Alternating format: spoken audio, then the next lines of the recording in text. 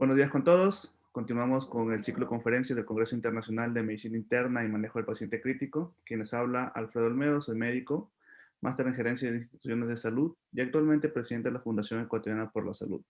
Tengo el gusto y el agrado de presentar a nuestro próximo ponente, el doctor Diego Ruales, es médico emergenciólogo, médico general en la Universidad Nacional de Loja, médico emergenciólogo en la Pontificia Universidad Católica del Ecuador. Tiene varias certificaciones internacionales, entre ellas el BLS, ACLS, PALS, entre otras. Es fundador de SECAMED, que es el Centro de Capacitación Médica, y fundador de MED, Emergencias Médicas. Entonces, doctor, muchas gracias una vez más por acudir a este congreso y lo dejamos en sus manos. Adelante. Muy amable, buen día. Un saludo a todos quienes están en estos cursos, en este congreso que conlleva lo que es el aumento de las capacidades intelectuales para la atención de nuestros pacientes.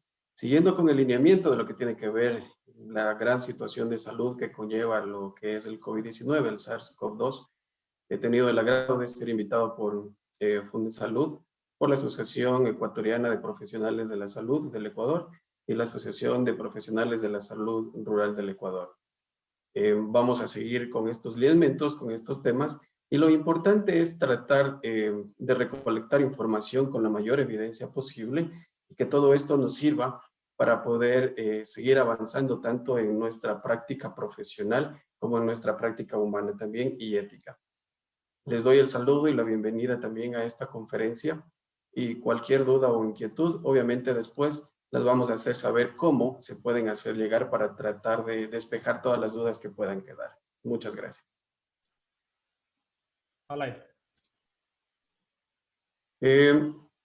Estamos en el Congreso Internacional de Medicina Interna y Manejo del Paciente Crítico. Vamos a seguir con los temarios acerca del COVID-19. Como estaba previamente la presentación, mi nombre es Diego Ruales, soy médico emergenciólogo, trabajo en el IES Bagoyo, soy fundador del Centro de Capacitaciones Médicas SECAMED y Emergencias Médicas, que ha estado desempeñando toda esta labor acerca de la atención de pacientes prehospitalarios en domicilio para ir previniendo e ir viendo la evaluación de estos pacientes y poder designarlos, sean de forma ambulatoria, sea de forma hospitalaria, y la derivación del mismo a estos centros y de forma correcta y adecuada.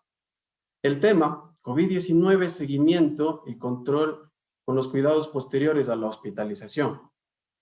He creído conveniente poder presentarles un video didáctico, en realidad, de lo que significa este COVID-19 para luego poder irnos teniendo el desenlace de cómo tenemos que hacer los cuidados posteriores. El SARS-CoV-2, ¿no es cierto? Un problema que nos tiene ahora acarreando en el sistema de salud. ¿Qué es? Eso es el coronavirus, ¿no es cierto? Llamado así por las coronas que mantiene a nivel de la envoltura exterior, el COVID-19. ¿Cómo se transmite y a qué afecta? Principalmente al sistema respiratorio, ¿no es cierto? Vienen los cuestionamientos entonces, ¿qué ocurre con nuestro cuerpo? Una vez que está el COVID-19 en nuestro organismo, ¿cómo desarrolla la enfermedad, la neumonía? ¿Y cómo funciona la vacuna, que es el gran reto ahora? El COVID-19 tiene que entrar a nuestras células, y una vez que entra a las células, tiene que llenarlas de información para poder replicarlas, ¿no es cierto? Entonces, este COVID-19 lo que tiene es un gran material viral genético con una cápsula interna que le hace que tenga tanta protección y luego se vaya a replicar, y una envoltura externa en donde va a estar envueltas, como ustedes van a poder observar, de grandes espinas, coronas llamados, obviamente llamado así el coronavirus. ¿Y para qué van a servir estas coronas? Simplemente van a ser la llave para poder conectarse posteriormente con receptores que van a tener obviamente dentro del organismo, y principalmente a nivel del sistema respiratorio, poder encajar con las mismas y poder hacer la replicación. ¿Cómo se transmite? Como podemos observar por medio de gotículas, cuando una persona conversa, estornuda o tose, entra esto a nivel de la otra persona en su sistema respiratorio, Y el momento que ha entrado en el sistema respiratorio, como ustedes pueden observar, lo que hacen estas coronas es ir hacia el receptor celular. Justamente como ustedes pueden ver, se engancha prácticamente y lo que hace es entrar a nivel celular. Un ejemplo, el del virus, el virus de la gripe, necesita ir a un núcleo para poder replicarse. ¿Cuál es lo novedoso en esta situación del COVID? Es que este no necesita ir a nivel celular. Este tiene grandes características para que a nivel citoplasmático el ribosoma pueda captar toda la información genética del COVID y luego de un proceso a nivel citoplasmático que nosotros ya sabemos que incluso pasa a nivel del aparato de Golgi, comienzan a ver cápsulas envueltas con todo el material genético de COVID. Y estos comienzan a ir hacia la membrana celular y ahí lo que ocurre posteriormente es esta replicación, que luego va a hacer que este virus, el COVID-19, pueda emerger de la misma y así se va a dar la replicación. Una vez hecha la replicación, tenemos que ver cómo se desarrollan los síntomas del COVID, la neumonía. Previamente sabemos que tenemos dos pulmones, cada uno con 3 y 2 lóbulos, ¿no es cierto? Con una tráquea en donde va a fluir todo el aire que vamos a inspirar, dos bronquios, uno derecho, uno izquierdo, con túbulos un poco más delgados, que son los bronquiolos, y va a terminar a nivel de los alvéolos. Histológicamente sabemos que tenemos fibras circulares longitudinales que nos va a dar características que el momento de inspirar se expande y el momento de expirar regresa a su estado normal. Además, estos alvéolos van a estar rodeados de capilares, ¿no es cierto? Y estos capilares van a hacer el transporte a nivel de la hemoglobina del oxígeno, pero previamente el oxígeno que está en el alvéolo se transmite al capilar y el capilar se transmite el dióxido de carbono hacia el alvéolo para nosotros poder expirarlo, ¿no es cierto? Esta es la situación que ocurre a nivel pulmonar. Pero como nosotros podemos ver, también tenemos otras características que son de defensa, que son los cilios que mantenemos en este sistema respiratorio, que van a tener la gran labor de poder captar los gérmenes que puedan ingresar a la misma y esto conjuntamente con el sistema inmunológico, poder captar todos estos gérmenes o virus que pueden entrar al organismo y poder expulsarlos. Pero ¿qué es lo que sucede? Si tenemos un paciente inmunodeprimido con grandes replicaciones virales en el caso del COVID, todo esto puede volver a deprimirse y desarrollar la neumonía, que como luego vamos a poder ver, esto ocasiona una cascada inflamatoria tan compleja que ocasiona todo este exudado, toda esta secreción alveolar y la neumonía. Y se va a presentar el trastorno de oxigenación y la neumonía lobar. Y como hemos podido ver en características o clasificaciones, que me imagino que la pudieron haber visto ya dentro de estas conferencias, los CORRATS, ¿no es cierto? Un CORRATS 1, 2, 3 o 4, 5, dependiendo. ¿Qué nos ocasiona? Disnea, escalofríos, confusiones, síndromes confusionales en pacientes de edad avanzada, ¿no es cierto? Pero como nosotros bien estamos enterados, hay un trastorno tanto de oxigenación inicialmente, pero ¿cuál es el problema? Que puede haber un trastorno de ventilación posterior. Y en este trastorno de ventilación es obvio que vamos a utilizar ya ventilación mecánica en estos pacientes, ¿no es cierto? ¿De qué depende la infección y la gravedad? Probablemente de la edad, probablemente del sistema inmunológico bajo que pueda tener una persona, pero como nosotros hemos podido ver, ya no es tan estricta esta situación, porque hay muchas variantes en las cuales se ha podido observar que hay personas jóvenes, niños, sin ninguna comorbilidad que han desarrollado la enfermedad del SARS-CoV-2, incluso con aumento en la incidencia de fallecimientos. ¿Qué queda de ahora en adelante y cuál es el reto ahora en este momento? Es obviamente la vacunación. Como estamos bien enterados, el sistema de salud actual es el gran reto que ahora tenemos. Pero la vacunación, ¿qué es? Es algo que nosotros vamos a tener en el organismo, pero en el cual no sea, en el momento de ser colocado, no desarrolle la enfermedad, pero sí pueda desarrollar una buena carga de sistema inmunológico, que son anticuerpos, y estos anticuerpos en el momento de llegar al organismo van a captar a nivel de las coronas y así ya no van a poder engancharse en las células para poder ocasionar la enfermedad.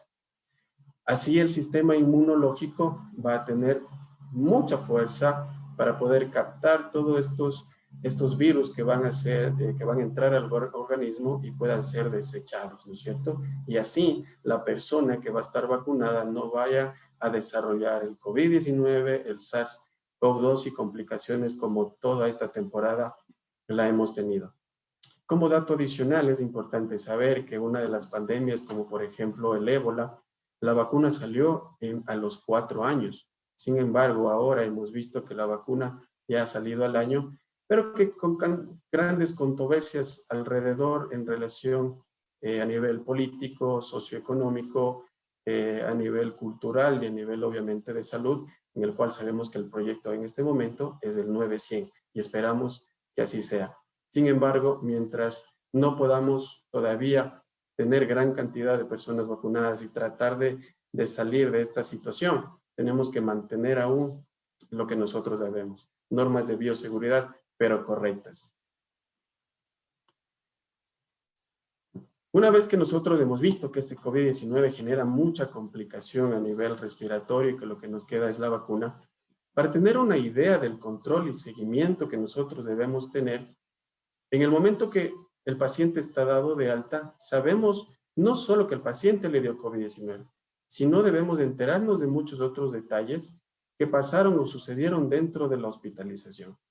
Así he creído conveniente por las guías Sanford del 2019, del COVID-19, estudios de recovery que fueron igual publicados en el 2020, donde coinciden que las etapas de la enfermedad tienen dos. Una que va del día 1 al día 10, en donde existe una gran replicación viral. ¿Qué sugieren ellos? Remdesivir, plasma de convalecencia, anticuerpos mononucleares antivirales, pero para nada la utilización de corticoides y otros inmunomoduladores, ejemplo, los inhibidores de interleucina 6 como el tocilizumab. Grandes controversias, grandes retos, grandes discusiones ha generado eso debido a que en el momento hubieron grandes publicaciones, pero no con tanta evidencia, incluso en la utilización de ivermectina, corticoide mismo, y esto generó que incluso pacientes tratados ambulatoriamente se puedan complicar. ¿Cuál es la otra etapa? Empieza desde el día 8 al día 10, que genera una disfunción inmunológica mayor y vienen las mayores complicaciones. ¿Qué se menciona? Que las terapias anteriores van a ser menos efectivas. Sin embargo, en la publicación de Recovery del 2020, en donde vieron que la utilización de corticoide, especialmente de la dexametasona, en relación y comparación con otros corticoides, va a estar mejor y funciona, al menos en el estudio a los 28 días, con mayor beneficio a nivel de mortalidad y morbilidad. Sin embargo, prestemos mucha atención en esta situación porque no solo es el hecho de utilizar la dexametasona, sino que estos pacientes lo que tienen es un trastorno de oxigenación. Entonces, no es solo la utilización del corticoide, porque esto ha sucedido mucho a nivel ambulatorio, que se da mucha medicación, mucho tratamiento, mucha farmacología, y no nos preocupamos del trastorno de oxigenación, pacientes saturando 90, 85, y esto sucede que la lesión pulmonar se agrava mucho más y posteriormente las complicaciones son mayores. ¿En quién coincide también acerca de estos criterios? Sí, son las guías NIC, que es de la National Institute of Health, en la cual ve la severidad y los planes de recomendaciones terapéuticos, donde obviamente se coincide con niveles de evidencia del remdesivir, dexametasona y obviamente conjuntamente con el oxigenoterapia, con un tipo de evidencia, como ustedes pueden ver, B1. Aparte de esto, que es importante, posteriormente cuando nosotros hemos ido a ver pacientes luego del alta, no simplemente a veces tienen complicaciones por el COVID, sino por la hospitalización. La Organización Mundial de la Salud nos da algunas medidas de prevención dentro de la parte hospitalaria, como vamos a poder ver adelante. Menos días de ventilación mecánica invasiva, por supuesto, hay algo que a nosotros nos decían, el momento que nosotros ponemos a un paciente en ventilación mecánica, debemos ver ya la estrategia para poderlo sacar de la ventilación. Imagino que en algún momento ustedes verán estrategias incluso de ventilación en pacientes con SARS-CoV-2, ¿sí? E incluso la manera de cómo se debe ventilar este tipo de pacientes. Menor incidencia de neumonía relacionada con respirador, las NAV, neumonías asociadas a la ventilación mecánica, tanto tempranas o tardías. Y esto sucede por la no utilización de métodos de asepsia, como guantes, tubos orotraqueales, no esterilización de laringoscopios. Y esto genera los gérmenes que son nosocomiales e intrahospitalarios que pueden ser incluso mucho más graves que el COVID-19. Menor incidencia de septicemias relacionadas al catéter no quiere decir un paciente hospitalario, cateterismo. A veces nos ha tocado ver en pacientes ambulatorios con altas de COVID-19, con grandes complicaciones, con infecciones de vías urinarias, incluso con gérmenes intrahospitalarios. En el control del hemo a nivel ambulatorio ha sido muy complejo, con cultivos bastante complicados incluso de poder tratarlos. Menor incidencia de úlceras de decúbito, menor incidencia de úlceras por estrés y hemorragia gastrointestinal, menos resistencia a antimicrobianos, menos efectos adversos a fármacos y el fomento de la prescripción y usos adecuados de antimicrobianos durante la pandemia. Sabiendo esto, para nosotros poder tener o prestar mucha atención en el paciente que salió con el alta, debemos también saber qué secuela dejó el COVID. Entonces tenemos un círculo vicioso, ¿no es cierto?, en el cual el paciente que entró con neumonía, con SARS-CoV-2, este virus, si bien es cierto, va a tener su entrada por el sistema respiratorio, pero las consecuencias posteriores van a ser multiorgánicas. Vamos a ver que pacientes incluso son con larga estadía hospitalaria, con manejos ventilatorios, pseudoanalgesia, relajantes musculares y van a tener problemas posteriores de movilidad derivados a la pérdida de masa muscular, depresión, ansiedad y el estrés postraumático. Así entramos a las secuelas cardíacas. Muchos pacientes, incluso me imagino si ustedes han tenido la experiencia de tratar pacientes en los cuales llaman la atención de niveles de presión altas elevadas luego de presentar el SARS-CoV-2 a nivel circulatorio. Entonces, hay que chequear mucho esta parte. ¿Cuál es la hipótesis de la lesión cardíaca? Da un daño a nivel directo mediado por la enzima convertidora de angiotensina 2. Hay una lesión miocárdica inducida por la hipoxia, un daño microvascular cardíaco y el síndrome de respuesta inflamatoria sistémica. Todo esto conjunto hace que haya una lesión miocárdica, porque, por ejemplo, hay un paciente séptico que llega a un choque séptico.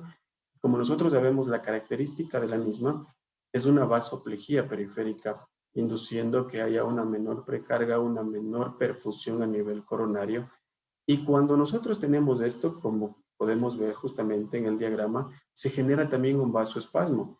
Al generarse un vasoespasmo, al generar una menor perfusión coronaria, hace que el transporte de oxígeno a nivel miocárdico sea deficiente, ocasionando la lesión miocárdica o como se llama el infarto tipo 2, ¿sí? Por esa hipoxia miocárdica que puede tener en pacientes principalmente sépticos, con choque séptico. ¿Quién recomienda esto? Es una revista en la cual se publicó el año anterior, en julio, de la CIA, que es la Sociedad Interamericana de Cardiología. El AJA también colabora con esta situación y es obvio, ¿no es cierto?, que hay un mayor riesgo de morbilidad y mortalidad y hay una lesión miocárdica más del 25% en pacientes críticos. ¿Qué otra secuela hay? Obviamente a nivel respiratorio. La fisiopatología, tal como se ve en el gráfico, es muy parecida al síndrome de distrés respiratorio, en el cual una vez que el COVID entra, lo que se genera es una gran cascada de inflamatoria, destruyendo a nivel alveolar los neumocitos tipo 1, neumocitos tipo 2. Hay unos macrófagos alveolares con la cascada inflamatoria, donde van a haber factor de necrosis tumoral, interleucina 6, interleucinas 10, interleucinas 8, que poco a poco va a destruir y lo que hace es el aumento de la permeabilidad a nivel de la membrana alveolar y vascular, generando que entre toda la parte sí, extracelular al intracelular y a nivel alveolar, creando toda la secreción y la neumonía como tal. La Asociación Médica Latinoamericana de Rehabilitación igual publicó una revista el año anterior, en el mes de agosto, donde vieron que las secuelas en los pacientes con SARS-CoV-2 tuvieron una reducción a nivel de la función pulmonar, persistencia incluso de las disnea, a pesar de haber superado el COVID-19 con un hisopado, un PCR negativo, generando así posteriormente su fibrosis pulmonar. Secuelas renales también. Nosotros hemos visto, incluso pudimos recolectar algunos datos en los pacientes que ingresaron al IES Baba Hoyo por emergencia, donde por lo menos el 20% de pacientes que ingresaron por neumonía o el COVID-19 tuvieron valores aumentados de SOA2 e incluso con gastos urinarios disminuidos, generando así la lesión renal. Como nosotros podemos ver la clasificación del CADIGO, ¿no es cierto? Que tuvieron entre 1 y 2.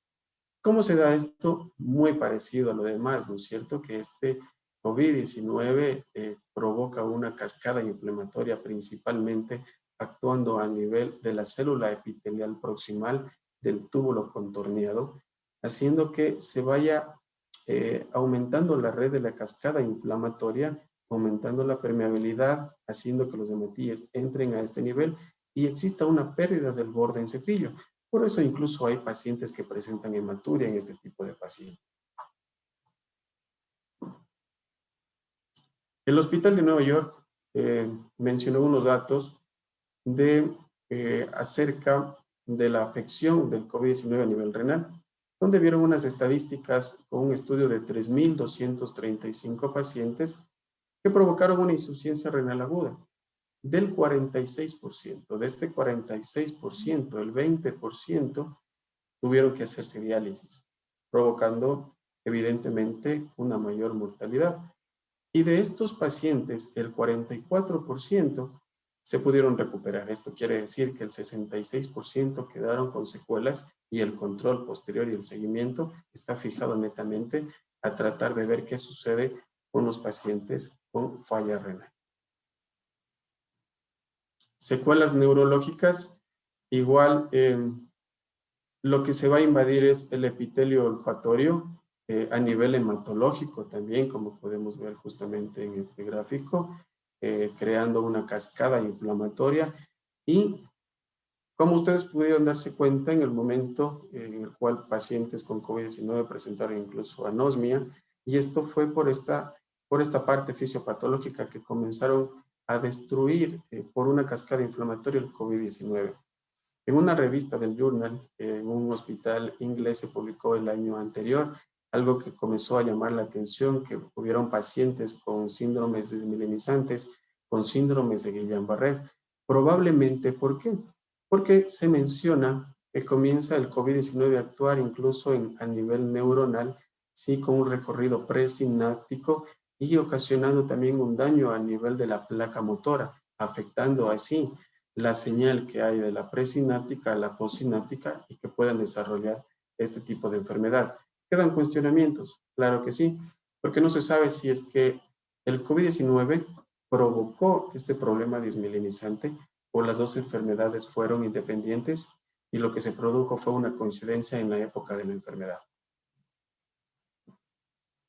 Psicológicamente afectó demasiado. La Organización Mundial de la Salud no solo mira el hecho de que el problema psicológico fue a nivel de pacientes, sino personal de salud, a nivel de toda la sociedad por el temor de contagiarse, incluso por el hecho de que hubieron muchas personas que ingresaron a sus casas, infectaron a mucha familia, los papás, hermanos, hijos, y estos fallecieron posteriormente. Sin embargo, hay estadísticas que el tiempo de recuperación depende mucho de la edad. Claro que sí, entre 10 y 50 años. ¿Por qué? Porque la mortalidad está mucho más abajo del 2%, incluso del 1%. Esto da oportunidad que en el tiempo y con un tratamiento psicológico se lo pueda recuperar. Sin embargo, hay un mayor riesgo incluso de suicidios en pacientes que han pasado por pseudoanalgesia y relajantes musculares en ventilación mecánica en terapia intensiva, el síndrome postraumático, ¿sí? Del cuidado crítico. Una vez entendido qué es lo que sucede antes del COVID-19, los problemas que acarrea para que el paciente sea hospitalizado y sus secuelas, sabiendo a qué nomás va a afectar y que es una situación multiorgánica, tenemos que hacer un seguimiento y cuidado luego de la hospitalización. Muy claro debe estar que este COVID-19 afecta de una manera multiorgánica, multisistema e incluso mental. Esta alta hospitalaria de los pacientes con diagnóstico de neumonía por SARS-CoV-2 debe tener una buena transición desde la parte hospitalaria hacia el domicilio, porque todo va cogido de la mano y es una red para darle el alta incluso a nivel domiciliario a estos tipos de pacientes y no se generen luego complicaciones, porque volvemos a insistir en el hecho de que hay pacientes que no solo se complican por el COVID-19, sino por muchas otras situaciones, falla renal, fallas cardíacas, problemas incluso inmunitarios en este tipo de paciente que hay que tomarlos muy en cuenta. Así, la revista española de medicina interna y de medicina familiar, en una publicación de septiembre del año anterior, pudo concordar en unos ítems que me parece muy adecuado e incluso que se puede recomendar para nosotros poderlos seguir en la manera ambulatoria en este tipo de pacientes que fueron dadas del alta. ¿Cuáles son estos? Reconocer el tipo de severidad de la patología, información mínima luego del alta, recomendaciones para el seguimiento, conciliación de la medicina luego del alta, manejos de oxigenoterapia, fisioterapia respiratoria, recomendaciones nutricionales. Reconocer el tipo de severidad. No es lo mismo tratar a alguien que estuvo leve, a alguien que estuvo hospitalizado y a alguien que estuvo en terapia intensiva. Información mínima luego del alta. Si bien es cierto, en nuestro sistema de salud es un poco complicado el hecho de que a todo tipo de paciente que se le dé el alta, se le dé toda la información, porque hay acarrea incluso el hecho de presentar solicitudes para la epicrisis y ver todo el tipo de tratamiento. Pero sin embargo, al menos va a ser importante tener un resumen y tratamientos administrados y los que se envió a domicilio y las imágenes. La imagen al menos con la que ingresó el paciente, si se hizo algún control, y el alta. Porque luego van a venir unas recomendaciones de en qué momento nosotros vamos a solicitar un laboratorio y una radiología en estos pacientes. Confirmación del resultado del hisopado. Muy interesante este punto, porque como nosotros nos hemos podido dar cuenta en muchos lugares y establecimientos hospitalarios, lo que se hizo es clasificar el ingreso de pacientes respiratorios y no respiratorios. Entonces, muchos pacientes entraron con sintomatología respiratoria, pero no exactamente por COVID-19. Entonces, estos fueron ingresados probablemente con otro tipo de diagnóstico. Pues posiblemente fue un EPOC, la clasificación de Antonice 1-2, o un EPID sobreinfectado, o pacientes con asma que fueron subdiagnosticados y se les ingresaron como neumonías, en donde existieron establecimientos con limitada utilización y realización de imágenes, donde no se pudo ver incluso qué tipo de lesión pueda tener el paciente y clasificarlo. Entonces, una vez ingresados a nivel hospitalario, a veces coincide que muchos pacientes fueron en cuartos separados, fueron tratados, fueron dados del alta y probablemente se creía que estos pacientes tuvieron COVID-19. Sin embargo, fueron con el alta sin ningún tipo de resultado y realización incluso de hisopados, ni el ingreso ni en la hospitalización. Entonces, es muy importante tener nosotros información en este control luego del alta de que haya existido algún estudio de hisopado, un PCR, que haya sido al menos positivo. ¿Qué nos sugieren esta valoración clínica y tratamiento con aislamiento? Una vez dado el alta, en estas 24 y 48 horas se lo puede hacer mediante una llamada telefónica, donde vamos a ver la valoración clínica del paciente, la adherencia al tratamiento, preguntar incluso no solo al paciente, sino a familiares, cómo se ha ido llevando y si es que hay una lista adecuada con horarios de la medicación que ha sido enviada por el por la parte hospitalaria hacia el paciente. Valoración de comorbilidades, qué medicación estaba utilizando, situación funcional y social y estudios de contacto. Una vez que nosotros hayamos coincidido en toda esta información, vamos a actualizar tanto una parte clínica como una parte terapéutica. ¿Qué sugiere la Sociedad de Medicina Interna y Medicina Familiar Española? Es que en pacientes leves podríamos dar nosotros el seguimiento al cuarto día, al séptimo día, al 11º y al día 15. Sin embargo, en aquellos pacientes que fueron complicados, incluso que entraron a terapia intensiva, va a ser importante que del cuarto día a los otros controles hacer una visita domiciliaria, es decir, de forma presencial. Pruebas complementarias de control. De laboratorio. ¿Cuándo hacer?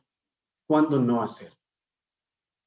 Si es que el paciente fue dado de alta y nosotros tenemos dentro de las 48 horas previas de dado el alta un laboratorio y no tenemos ninguna consecuencia a nivel renal, a nivel hepático, a nivel incluso leucocitario, no deberíamos de hacer en ese momento un laboratorio, sino incluso al cuarto día cuando nosotros probablemente hacemos la visita domiciliaria o a nivel telefónico. Pero si el paciente no tiene ningún dato, es importante hacerlo a las 48 horas y enviar un laboratorio a las 48 horas para que el momento que nosotros hagamos la vigilancia al cuarto día podamos tener este dato. ¿Cuándo más enviar a hacer el laboratorio? En estas 48 horas, cuando nosotros hayamos visto el laboratorio con el cual egresó el paciente haya tenido algún tipo de complicación, por ejemplo, falla renal, falla hepática o con niveles de reactantes inflamatorios todavía y aún elevados. Un electrocardiograma muy importante poder realizarlo debido a que a nivel ambulatorio se utilizó mucho incluso la hidroxicloroquina, lopirritonavir e incluso quinolonas. Nosotros hemos podido observar incluso recetas donde se hacía terapia con ciprofloxacina, incluso con pacientes con antecedentes cardíacos. ¿Cuál es lo interesante aquí? Es que estos pacientes que recibieron este tipo de medicación puede ser que prolongue el QT. Como sabemos, al prolongarse el QT, se puede dar una torzada de puntas y una fibrilación ventricular posterior y la muerte. ¿Qué toca hacer?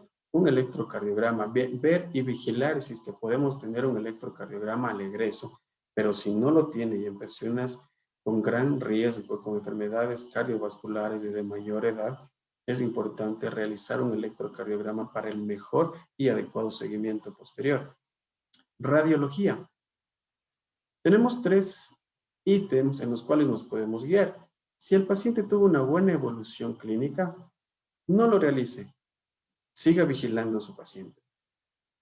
Si tuvo una afectación grave pero con buena evolución, realice una tomografía principalmente de 6 a 8 semanas. Pero si el paciente tuvo una mala evolución clínica, aquí se debería hacer igual una tomografía de control, pero más que eso ya es una valoración multidisciplinaria, incluso con la realización de un estudio de una capacidad pulmonar. Obviamente, una derivación o enviarlo a la parte de neumología con los datos importantes de que, como los vamos a ver incluso más adelante, que nos sugiere la CEPAR.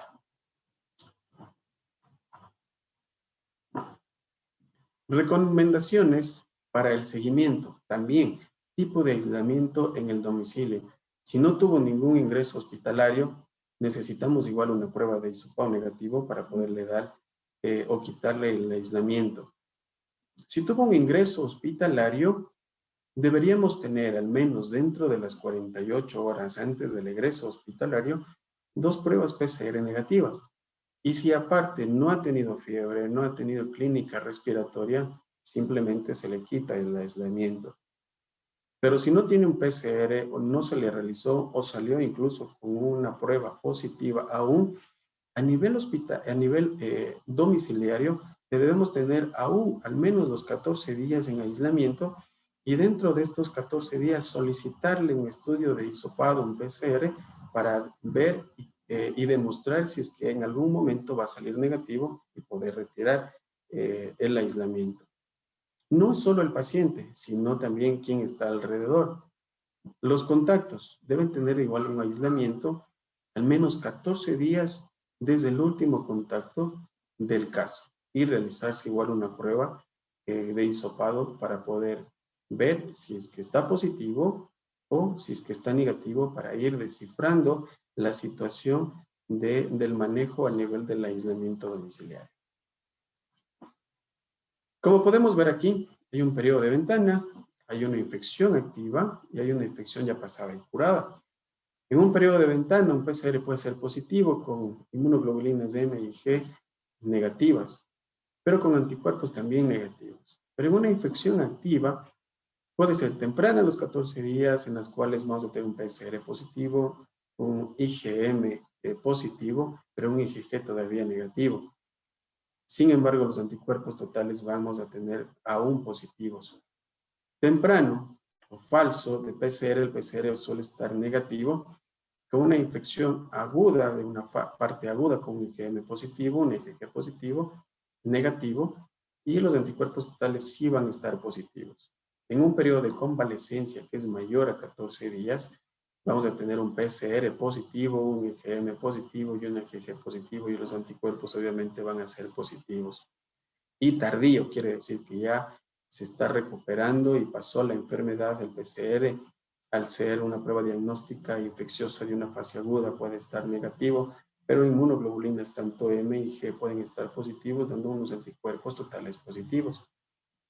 Y si es que la infección ya es pasada y curada, se supone que ya no está activo, ¿no es cierto? Entonces las inmunoglobulinas sí van a estar presentes, pero las tipo G, para obviamente haber generado anticuerpos de COVID-19. Y el fin del seguimiento. ¿Cuándo vamos a dar fin de seguimiento a nivel del control y el seguimiento posterior al alta hospitalaria? Cuando el paciente ya no es contagioso, ¿no es cierto? Con todos los ítems que habíamos revisado anteriormente.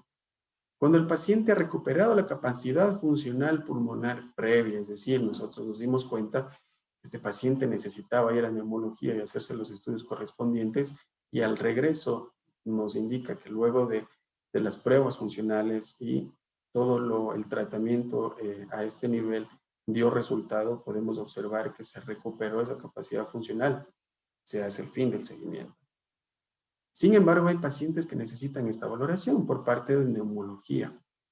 Entonces, ¿qué nos menciona la CEPAL? Es que no se debe realizar todavía y aún en este periodo de COVID-19 de forma ambulatoria a un paciente una prueba de capacidad funcional, que es por medio de espirometría. No realizar a pacientes que tienen síntomas respiratorios, por los riesgos que obviamente se pueden generar. ¿Y cuándo podríamos enviar? ¿Sí? ¿Cuándo podemos enviar a un paciente a neumología para poder hacer estas pruebas de capacidades funcionales? Es cuando hayamos tenido, sí, un PCR al menos dentro de las 72 horas anteriores de enviarlo a neumología, ¿sí? Para que se pueda hacer el estudio de un PCR negativo. Ahí en ese momento, por recomendaciones de la CEPAR, podemos enviar a un paciente a hacerse pruebas de capacidad funcional. Tenemos aquí un documento que es muy interesante, probablemente no lo van a poder visualizar en su totalidad, pero la idea cuál es que nosotros vamos a tener un formulario que va a ser muy ágil, con un checklist, un SINO, y esto nos va a hacer que el seguimiento y control de estos pacientes se nos haga con una recolección de datos mucho más fácil, poder identificar todos los problemas que se van presentando y que se van solucionando. No se preocupen porque al final vamos a mostrar unos datos informativos de cómo ustedes pueden hacernos llegar sus cuestionamientos, y si ustedes desean incluso poderles pasar toda esta documentación, y todos los PDF acerca de la evidencia de la cual nosotros hemos podido realizar esta conferencia. Conciliar la medicación luego del alta. No es simplemente ir, verlo al paciente, tomarle la presión, verle la saturación de oxígeno y nada más. Tenemos que revisar toda la medicación que se dio intrahospitalariamente, cuál es la medicación que se envió a domicilio.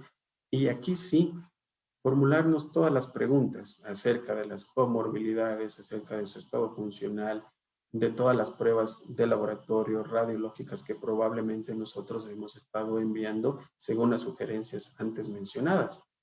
Si bien es cierto, hay mucha documentación, pero las que más se pueden acercar acerca de los estudios es obviamente los estudios Recovery, las publicaciones incluso de Sanford, las guías NI. Y en estos, obviamente, las recomendaciones son la utilización como antes de los fármacos que antes nosotros habíamos mencionado. Pero aquí, ¿qué nos queda por hacer? Dos situaciones diferentes, unas no farmacológicas. Vamos a tener tres parámetros relacionados a la misma.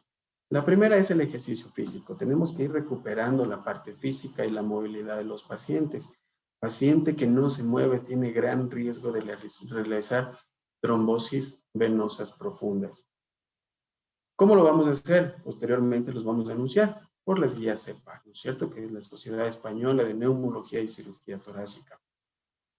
Dos, recomendaciones de dietas, por lo general pacientes hospitalizados, pacientes con larga data, e incluso que han pasado por terapia intensiva, pierden mucha masa muscular, mucho peso. Lo recomendado es que sea una dieta hipercalórica, hiperproteica, siempre dependiendo del tipo de paciente. Y adecuada higiene a nivel de domicilio. Esto siempre quedará. Lavado de mano, recomendaciones de cómo hacerlo según el Ministerio de Salud Pública, el tipo de aislamiento, la no acumulación incluso de personas en los hogares. Y farmacológicas.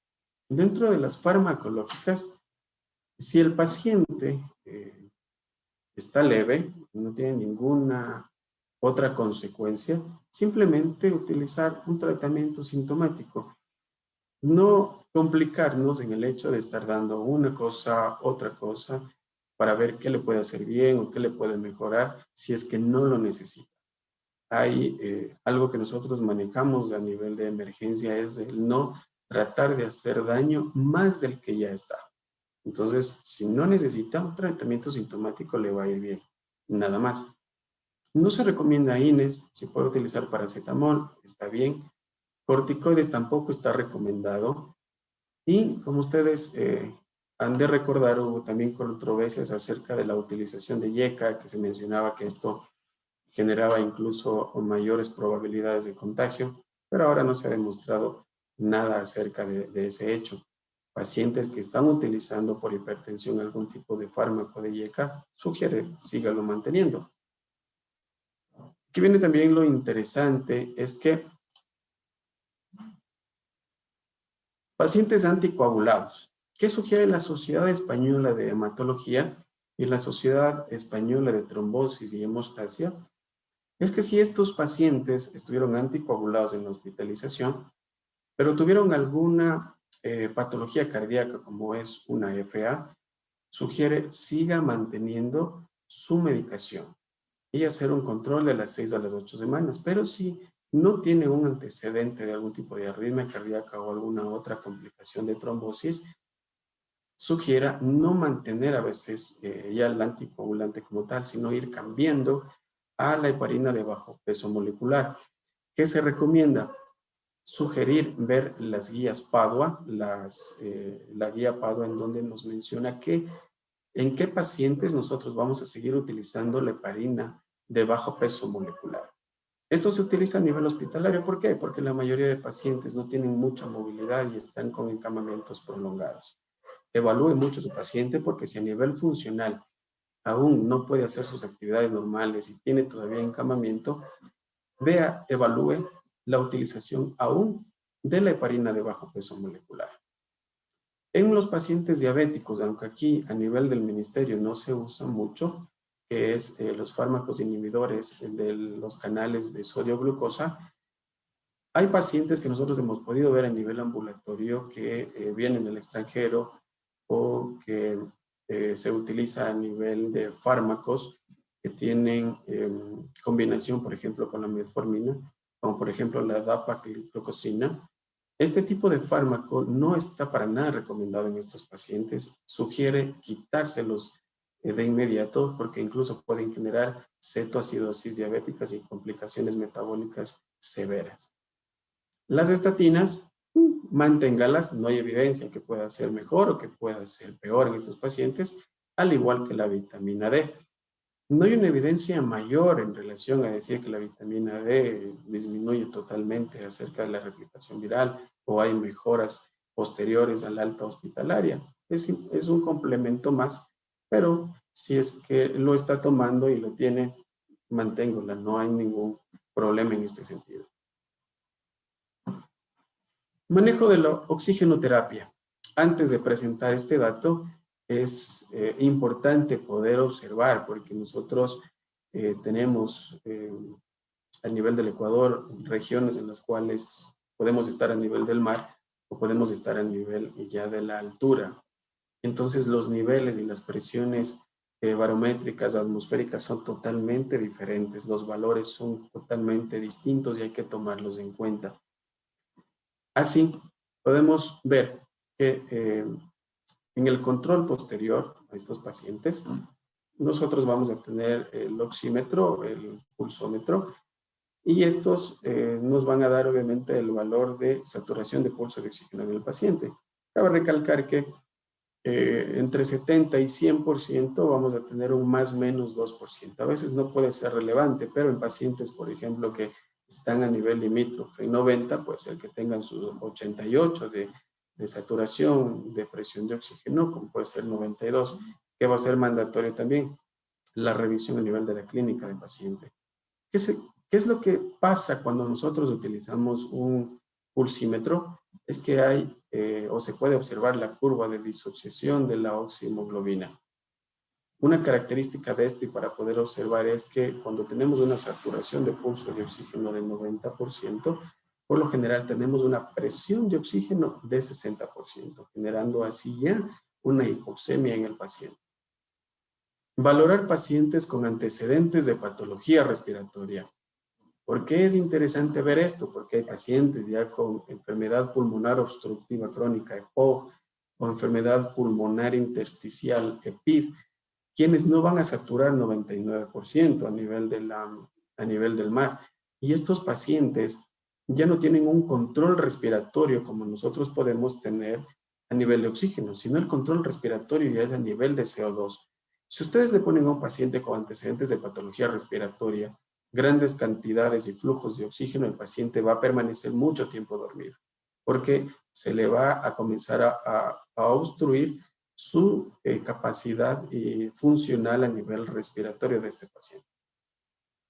Cuando ya tenemos en este control de los pacientes saturaciones que van más allá de 95, comience a hacer estrategias de bajar 1 litro de oxígeno cada 48 horas para el objetivo de ¿qué? De ir suspendiendo paulatinamente el oxígeno.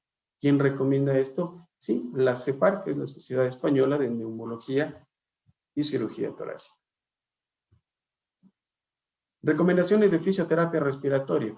Como habíamos mencionado, no solo es el hecho de que un paciente tiene COVID, sino que fueron pacientes que funcionalmente también se deterioraron y que tienen pérdidas musculares, la parte funcional también disminuyó.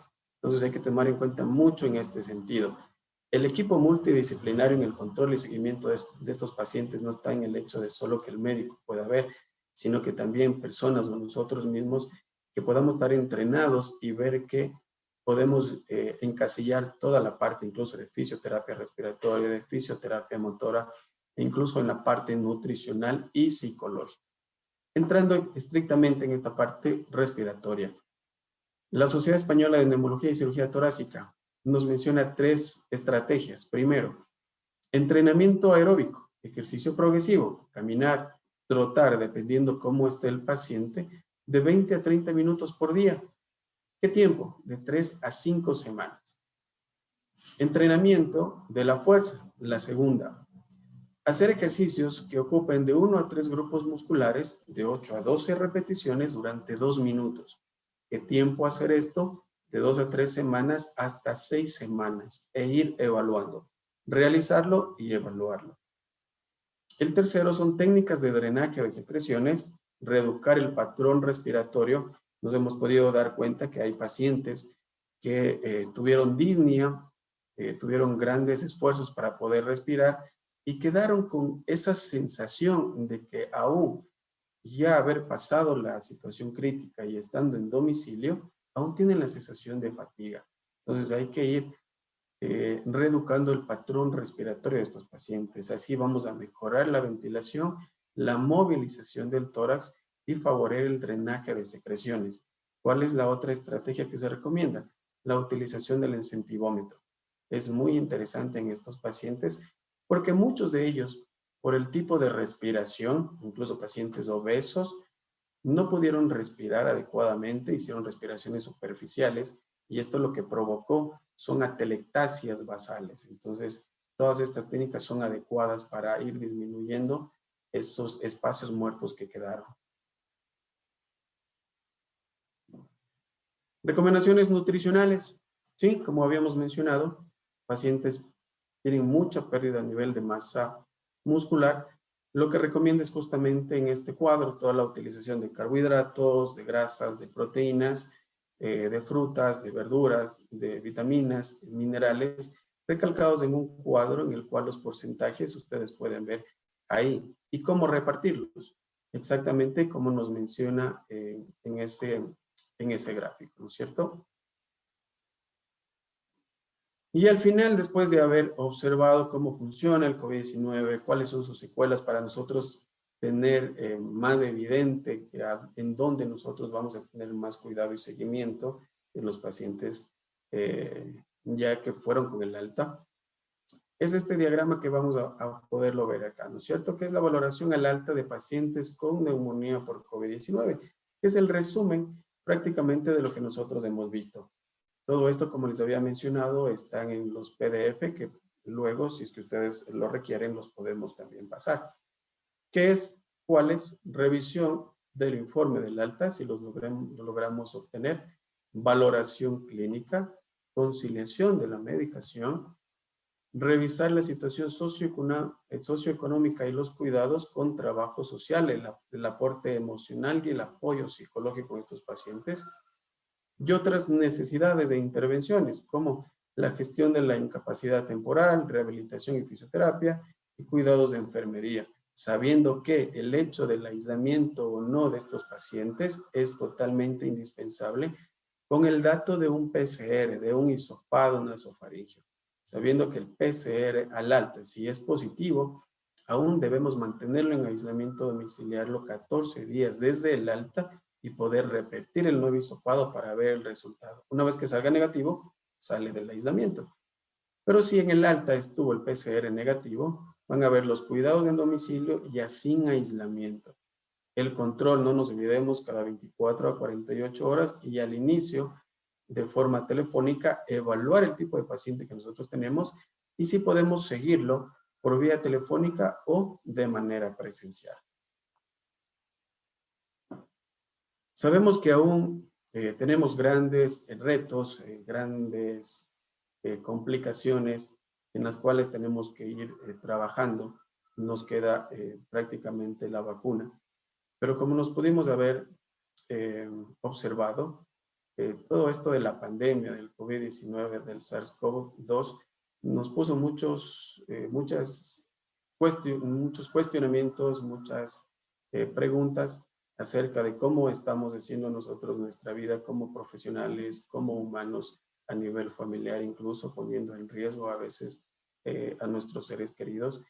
Y aparte de eso, no solo influyó en la parte de salud, como nos pudimos dar cuenta, sino también a nivel socioeconómico, a nivel cultural, a nivel político.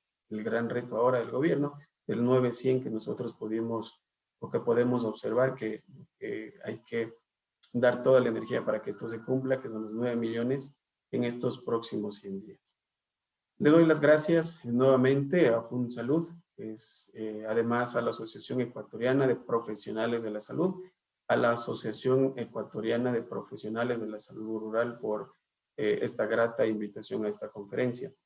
Como les había mencionado, si hay alguna duda, alguna pregunta o si ustedes requieren todos los PDFs acerca de esta conferencia, tenemos ahí los datos informativos, nos pueden escribir y nosotros podemos hacerle llegar esta información. Muchas gracias de nuevo, muy amables.